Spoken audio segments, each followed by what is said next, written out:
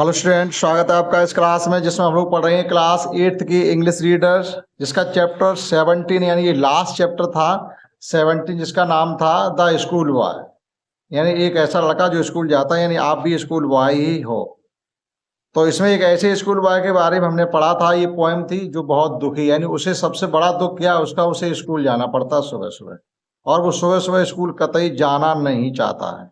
क्यों? क्योंकि उसे सुबह उठना तो बहुत अच्छा लगता है। वो देखो यहाँ से ये प्रेरणा हमें ये दे रहा है कि सुबह उठना तो बहुत अच्छी बात है। मैं भी सुबह उठता हूँ, पेड़ों पर बैठी चिड़िया पक्षी गीत गाते वो सुनता हूँ। ठीक, शिकारी शिकार करने के लिए जाते हैं, अपना हॉर्न बजाते हैं सींग से, उसे मैं सुन करके बहुत पसंद करता हूँ। और जो स्काई लार्क चकवा होते हैं, सुबह सुबह चिड़िया गाने लगती है, उनकी आवाज़ को मैं पसंद करता हूँ। इन सबके साथ में सुबह मिलजुल जाता हूँ तो मुझे बहुत आनंद आता है, उसका ये कहना है।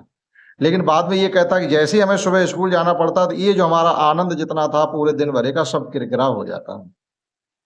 तो ये हमने इस कविता में पहले ही सब कुछ पढ़ रखा है। इसका हिंदी अर्थ बिल्कुल ही पॉइंट टू पॉइंट हम समझ चुके हैं।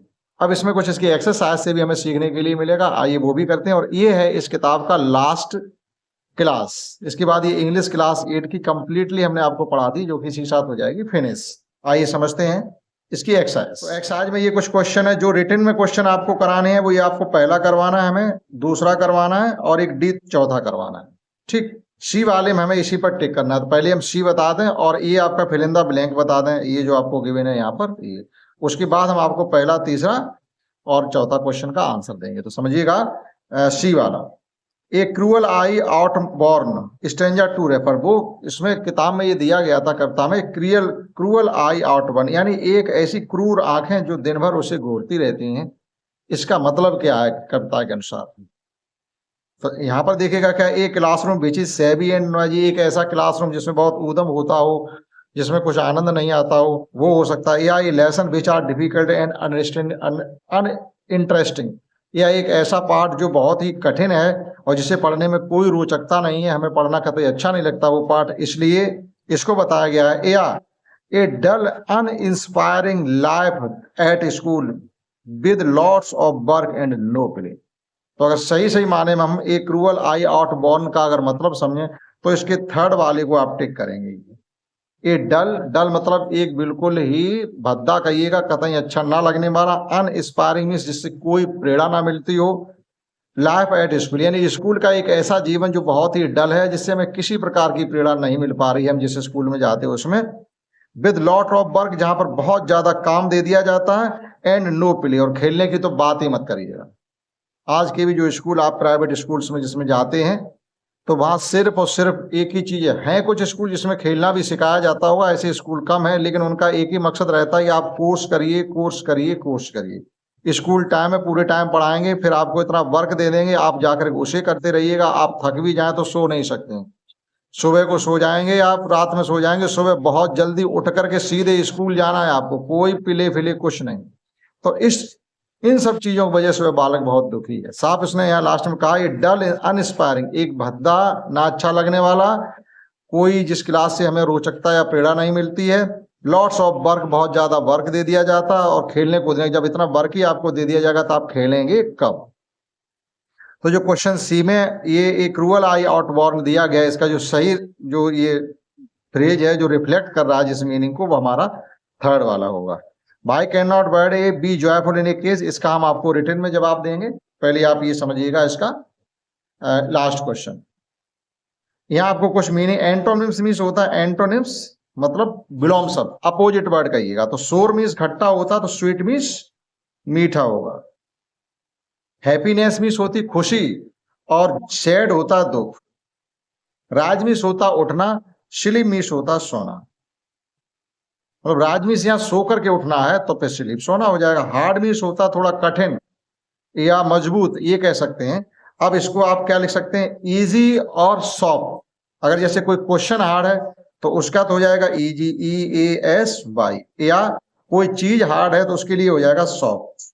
हमने दोनों ही ऑब्लिक लगा के लिख दिए। डिसअपीयर मीन्स हो जाएगा गायब हो जाना, जैसे दिन में तारे गायब हो जाते हैं, जो आसमान में सितारे होते हैं दिन में दिखाई नहीं देते हैं, लेकिन रात में हमें दिखाई देने लगते हैं। तो रात में दिखाई देने को एपियर कहेंगे, और दिन में ना दिखाई देने को डिसअपीयर कहेंगे।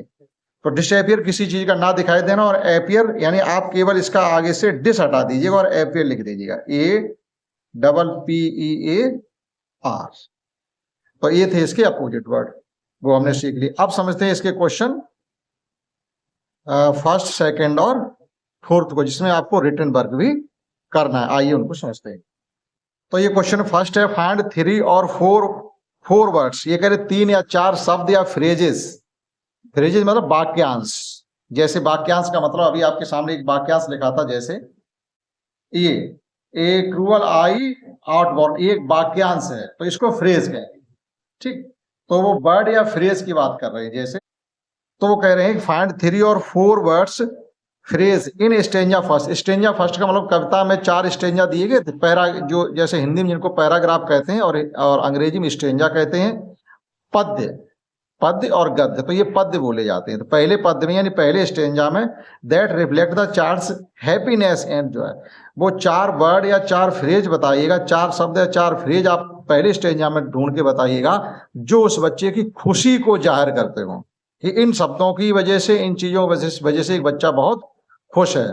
तो वो 4 वर्ड हमने यहाँ पर ये लिख रखे, 4 फ्रेज ये हैं। 4 words in stanza first that reflect the charts happiness and joy are. आप कुछ शब्द क्वेश्चन के उठा करके लिखेंगे, तभी क्वेश्चन लिखने में ज्यादा अच्छा लगता है। तो नंबर 1 पे क्या, राज इन द सबर मोर, उस बच्चे को सुबह जल्दी उठना बहुत पसंद है, तो इससे उसकी एक खुशी बढ़ जाती है, सुबह जल्दी उठ जाता है। उसके बाद वह देखता है पेड़ों पर चारों तरफ पक्षी गाना गा रहे, पक्षी चहचहा रहे हैं, तो the words sing on the every tree, दूसरा ये है, इसकी वजह से उसकी खुशी बढ़ जाती है। तीसरा क्या, हंट्समैन वेंट्स हिज बॉर, और जो शिकारी होते हैं अपना हॉर्न बजाते हुए शिकार करने के लिए जाते हैं, दूर से उसको ये आवाज सुनाई देती है, ये भी उसको बहुत खुशी पहुंचाने वाली मतलब एक आवाज होती है। और दूसरा, sky lark sings with him, और इन सब चीजों के साथ एक चकवा और होता है, उसकी भी आगे आवाज ज्वाइन हो जाती है उसके साथ। तो ये 4 चीजें हैं जो उसको खुश करने वाली इस स्टेंजा फर्स्ट में बताई गई हैं। तो ये था क्वेश्चन फर्स्ट। समझिएगा क्वेश्चन सेकंड। और सेकंड क्वेश्चन ये है कि in stanza 2 the mood change which words और फ्रेज। ये कह रहे हैं स्टेंजा 2 में ऐसा कौन सा वर्ड या फ्रेज है, शब्द या वाक्यांश, जिससे उसका पूरा मूड ही चेंज हो जाता है, यानी उसकी खुशी सब बेकार हो जाती है। जो पूरे दिन वह खुश रहने वाला था, वो ऐसे कौन से शब्द इसमें स्टेंजा 2 में आए हैं जिनकी वजह से सब उसका पूरे दिन का जो आनंद है सब किरकिरा हो जाता है। तो वो देखिएगा, the words reflect the change mood क्या है, इज। हमने ये क्वेश्चन उठाया, the words reflect the change mood is go to school in the summer morning, सुबह सुबह गर्मियों में स्कूल जाना सबसे उसको दुखी करने वाला होता है, यानी वह स्कूल सुबह सुबह नहीं जाना चाहता, वह खेलना कूदना चाहता है, पक्षियों की आवाज सुनना चाहता है, पेड़ों के नीचे बैठ करके पक्षियों की आवाज सुनना चाहता है, चकवे की आवाज सुनना चाहता है, और आपके स्काई लार्क की आवाज सुनना चाहता है, ये और शिकारियों के जाने की जो लगाड़ी की आवाज है वो सुनना चाहता है। ये सब उसका चला जाता है कि चक्कर में सुबह सुबह स्कूल जाने के चक्कर। तो ये क्वेश्चन 2 का आंसर। इसमें आपको केवल लिखना है go to school in the summer morning.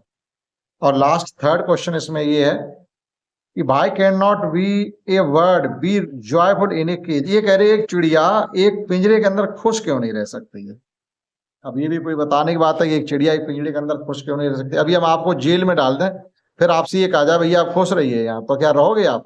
या जेल कोई ऐसी जगह है जहां पर हम बहुत खुशी से रह सकते हैं और जब तक चाहे तब तक रह सकते हैं।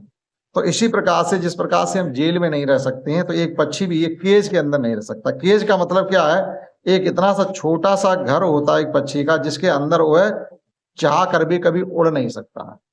उसके पंख उड़ना भूल जाते, पक्षी भूल जाता है हमें मतलब उड़े कैसे, क्योंकि कभी उड़ने का मौका ही नहीं मिलेगा। जिस शरीर से शरीर के जिस अंग से आप कोई कार्य नहीं करोगे, वो अंग कार्य करना आपका बंद कर देंगे। तो यहाँ पर ये कहा जा रहा है एक पक्षी एक पिंजरे के अंदर खुश क्यों नहीं रह सकता। तो इसमें आपको क्या लिखेंगे, a word can not be joyful in a cage because, एक पक्षी पिंजरा में खुश नहीं रह सकता क्योंकि the cage is as a prison, क्योंकि एक पिंजरा एक जेल की तरह है, और फिर जेल ऐसी जगह नहीं जहां बड़ी खुशी से रहा जा सके। And a jail prison can not be place of joyful, और एक जेल जॉयफुल या आनंद करने की जगह नहीं हो सकती है।